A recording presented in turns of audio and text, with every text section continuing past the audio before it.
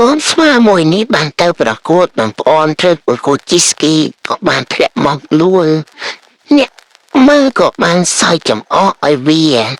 ស្រាប់តែពេលនេះវាតាំងចិត្តបងប្អូន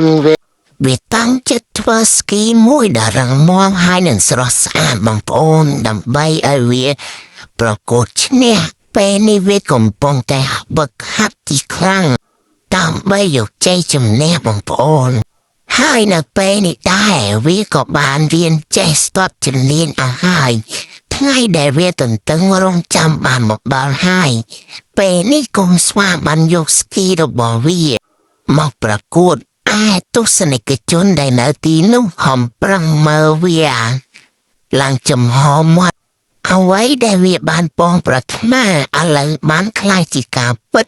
កូនស្វាសប្បាយចិត្តណាស់ពេលនេះវាបានទានរង្វាន់ហើយ